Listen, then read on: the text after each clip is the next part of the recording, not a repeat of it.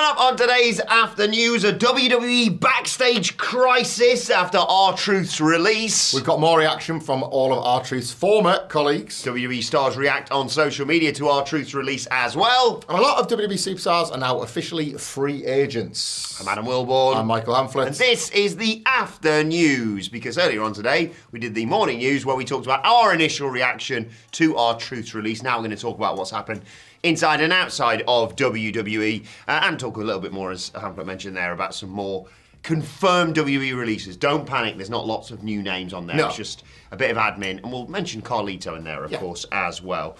But PW Insider coming through with a great report off the back of this R-Truth release, because I think everyone, or many people reacted, seeming to think that R-Truth was going to be a bit of a lifer within WWE, and maybe he was going to, not necessarily be always employed as a wrestler, but given some sort of ambassadorial role or whatever, or some title just to keep him on the books. And now, the brutal, lethal, very sort of cold way that they just cut people has been reiterated again here.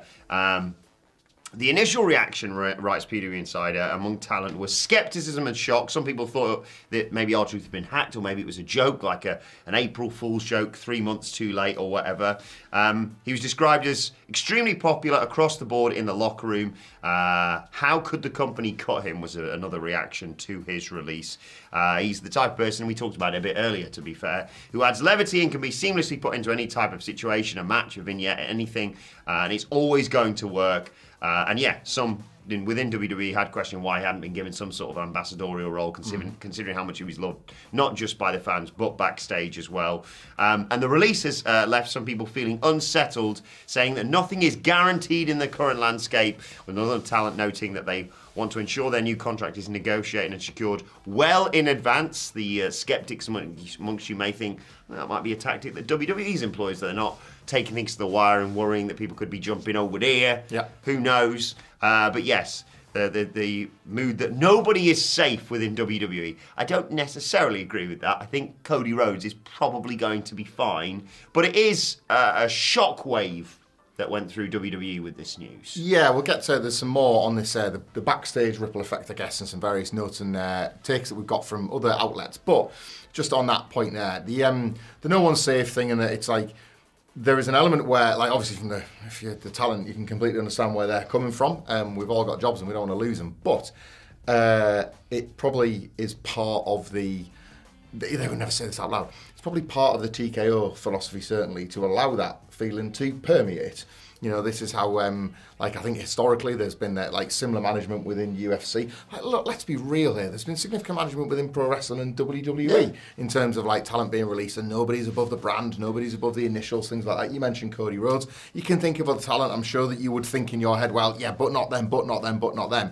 But WWE don't mind creating the culture of no, but nobody, and that's helped them in the past. I think in terms of a motivator. They've never been afraid to use fear as a motivator, and job security within wrestling has never been that stable anyway. It's hardly a risk-free industry actually when you're doing the job, let alone when you might be worried about not getting to do the job. So certainly R-Truth is one of those names, and we've talked about it when there's been waves of releases. If you look at someone like a Braun Strowman, for example, came as a surprise, and then I don't know figures, but there were various bits of scuttlebutt about the contract that they were keen to get off the books. I don't know R-Truth's number, but I assume after all of those years and all that tenure, maybe it was one of the higher ones, and they kind of look upon that as... And they are struggling for cash, so... And this is the point as well. They're never ever struggling for cash, and yet they always want to make budget cuts. These are the really, really gross reality, a sign of the times, or a sign of the industry, I guess, as well. It's not the nice stuff to talk about, but it is the grim reality of it, I guess. The nobody's safe feeling I can understand and empathise with as well. Nobody wants to be feeling like the rug could get pulled at any minute. Yeah, but if you're still trying to find your feet on the main roster, or you've just had a big storyline and there's nothing coming back through for you, suddenly you might think, oh God, what am I going to do? If they got rid of them. I've got 9 months left on my contract or whatever, and no one's talking about it. It does seem a little bit like they often don't say, we'll see what we can do in the next few months and maybe we'll revisit this. It seems like they just stop talking to people and then go, what are you going to do in 3 weeks when your contract runs out? And they're like, oh, so I'm not getting renewed then. And that's it. And we have talked for years about how releases seem particularly cruel from WWE because people can move on and people can decide that they want to do something else with a career, and WWE can decide they want to go in a different direction from that talent. But contracts should mean contracts. Yes. 3 years, 5 years, 1 year, whatever it is, you should get paid for the full duration of that contract when you sign it. Typically, that power was taken away from WWE wrestlers. There is an element to this story. I am absolutely not trying to babyface the Fed here, as we kind of ride the wave of sentiment of R-Truth release disappointing everybody. But a contract being seen out is okay. Yeah, Carlitos, yeah. Yeah, I don't know. This feels like maybe not the day to say it, perhaps, but this should be how business. Slight improvement, yes. Yeah, this is it. We're talking on a marginal scale. Contracts being seen through, not so bad. R-Truth obviously talked about the word release was used. He will see through the remainder of his contract. The shock that contract is not being extended feels like the shock because it's him. Yes. More wrestlers are getting all their deals paid up, then that's at least a tiny baby step in the right direction. It feels like something AEW have done. They try not to release whenever possible. There have been rule-proven exceptions, but contracts getting paid in full is a tiny step in the right direction, albeit I appreciate this is a thorny one. And a bit more on that, we're not friends with R-Truth, but lots of people were, and those are maybe some of the best players to speak on this. And Sean Ross Sapp has come through with some brilliant reporting on the kind of the wider picture of things backstage in the wake of the news that R-Truth will be leaving WWE. First he was talking about how exactly he was informed.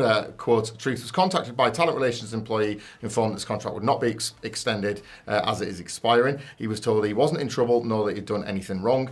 And then after talent had spoken with him, a check on him, everyone seemed confused by the news, including R-Truth himself. He did put that tweet out, obviously, saying he was grateful for WWE and that, but understandably would have been in some shock. 18 years in a job, and that would be shocking to anybody.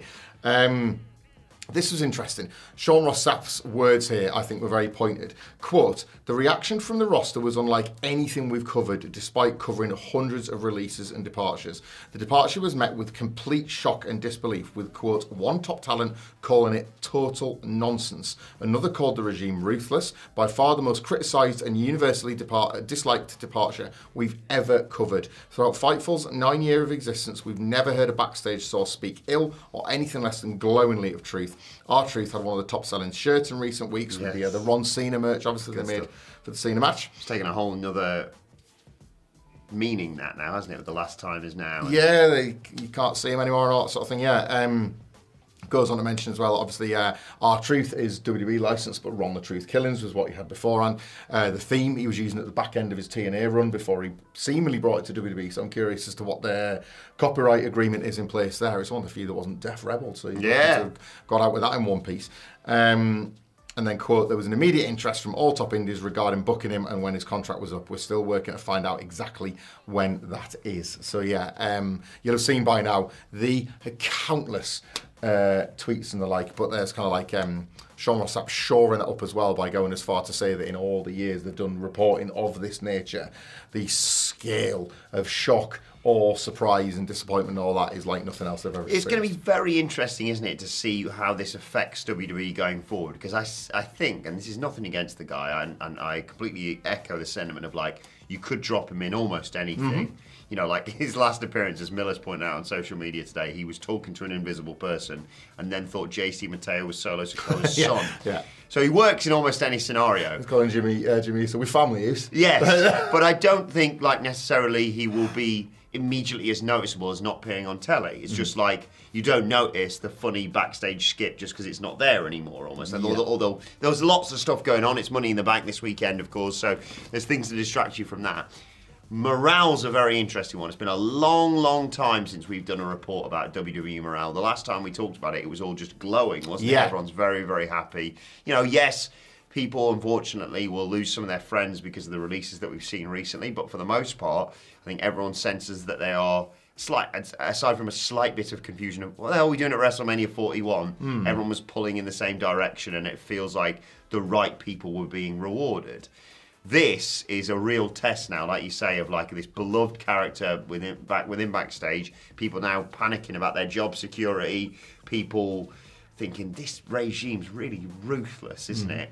I don't know. It's going to be interesting to see how that affects feeling going forward in a crucial time for WWE. It's funny, isn't it? Like, obviously we're speaking from outside the walls, and I'm assuming unless you work for WWE or indeed are a wrestler, in our comments you'll feel the same way too. But I think a lot of the conversation from a fan point of view, outward looking in to WWE and AEW, if you watch both shows this year, has been that like a pendulum has swung creatively and narratively. It feels like there just is more momentum creatively with AEW at the moment. And it's funny, when that occurs in wrestling, it is strange. The snowball very quickly gathers pace down that hill, just like it did in like 2022 and 2023 for WWE.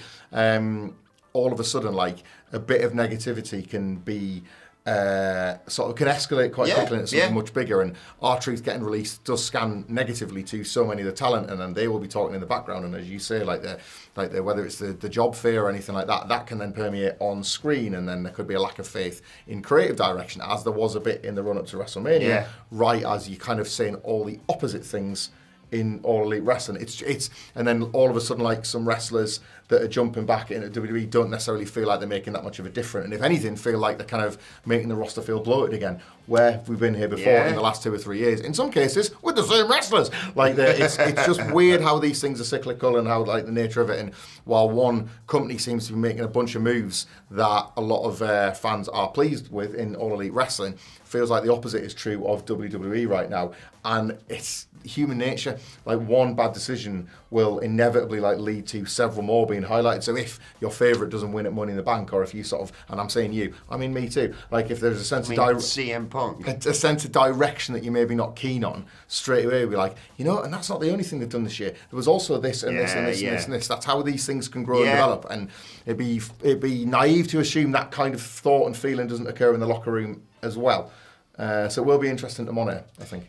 Been really nice though, despite, like you say, how people must be feeling, to see the outpouring of love and support for R-Truth, not just from, you know, all your favourite creators online, and just people, as I mentioned in the morning news, sharing those amazing threads of, like, some of his best moments. Yeah. And again, let us know your favourite moments in the comment section below. But his colleagues, past and present, I saw Ricochet sending out some lovely tweets about him. What I wanted to mention, actually, interestingly, was the co-lead writer of SmackDown, Road Dogg, who tweeted that he's heartbroken over Truth's contract not being renewed. Of course, former tag team partners during the Truth's early WWE career, of course. K-Quick, back in the day. I'm heartbroken. That passed over to TNA as well, Yes. 3 Live Crew. He wrote in a post that has since been deleted. Oh, okay, right. Yeah. It's the nature of the beast, the part of the business that no one likes, but the bean counters. I love Ron the Truth Killings, and I don't care who knows it. What a run.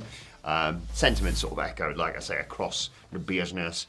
Particularly poignant, the tweets from members, former and present members of the Judgment Day. Yeah. Damian Priest, Tom and Nick Mysterio. Lovely to see both of them. He is... Kevin Owens is one worth going and checking out as well. Yeah, a universally liked guy backstage.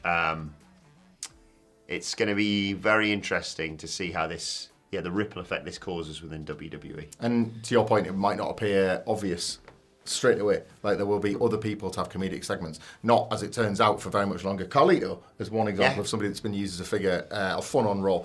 But other people will step into those kind of spots. It's WWE, they're never short of, like, wanting to have some of that ha-ha on in between segments and certain things, and people will find their roles and find where they fit. But it will be interesting to see who, if anybody, can, like, replace that level of versatility, I would say. It's not just about being their comedic backstage presence. You could argue someone like The Miz is doing it on SmackDown with Carmella Hayes at the moment, but it's the sheer ability to drop in, I think, is something that R-Truth made look simple. That others might struggle Even with. if you like, R-Truth was one, even if they were just like, put R-Truth in the scene, like, no one would ever really begrudge him, whereas I think some of the other names we mentioned there, you're a bit like, go on then, impress me. Yeah, R-Truth is always like, here he is. There's the guy, you're allowed to do that with him. Yeah. Very interesting to see where he goes as well. Like, do AEW go, off the back of this, we can get another optics win here, and how do they use him? Let us know. Where would you like R-Truth to show up in the near future? And probably your local town so you can shout what's up. Well, indeed, yeah, I mean, everybody wants that. He's not the only one. I tell you what, I will say, on a purely very biased perspective, if this opens up the opportunity to have a Simon Miller R-Truth sit-down interview at WrestleCon next year, WrestleCon, is that what I always forget what they're called. Yeah. Yeah. No. WrestleCon. For WhatCulture Wrestling's YouTube channel. Yeah. Yeah. It's already booked. R-Truth hanging out with us at WrestleMania next year. Looking forward to It's going to be the live show. We're going to be doing it at the HyperX Arena, I've heard. He's not going to be there, and that's not going to be there, so we can say that. Guys again. Love you guys. Keeping our fingers crossed. Well, let's hope so. We need some news to drop. Yeah, what is the latest on that? No, nothing. I'm sweating. Was that on Friday? Yeah, it's been 9 days now. I need a graphic. 9 days. Need a graphic drop, please. Come on, WWE, get on there. Also, it's Mariah May. Sorry, just. Yeah, that's what we are. We're aggregators. Mariah May's done with AEW, I think, possibly going to WWE. I'm sure that was well covered on the weekend news. Go back and watch. Yeah, Andy did do it. I think it was a late news on Friday. Professionals do their job rather than me and you just catching up. What's going on? Been away for the weekend. SmackDown. I've been in a field. Yeah, I was in a field too. A different field. Let's share those stories. Different SmackDown review podcast. Different fields, different needs. Different gates. Yes. But sorry. It's okay. Some releases you might already know about, away from R-Truth and Carlito, and potentially, I guess, Mariah May, whatever. If you don't know about Carlito, he's not getting his contract renewed. Yes. There's quite some allegations being thrown around. I don't know what the crack is there. The last batch of releases are now listed as free agents. Again, this comes from Fightful Select, and it's just one, I guess, for your correspondence. There are some wrestlers that are already announcing the bookings that they're going to be taking now that they've finished with WWE, but it's quite the list. Riley Osborne, Wolfgang, Cora Jade, Danny Palmer, Aura Mensah, Eddie Thorpe, Javier Bernal, Cora Jade, Gigi Dolin, Joe Coffey, and Mark Coffey. Cora Jade released twice there in that list. So good. I named her twice. I think she was the first name that I saw from that list already booked for other shows. Yes. She's working by her original name. She's got a ton of dates. I've seen Gigi Dolin as well getting booked elsewhere. She's class, yeah. Yeah, I think we'll sharp see the majority of these people picking up bookings all over the shop. They'll be like, it's that WWE thing, I suppose. Like, it's not necessarily, it doesn't need to be a perfect run, but if they had the indie pedigree beforehand, they've got a name to go back to that people were loyal to.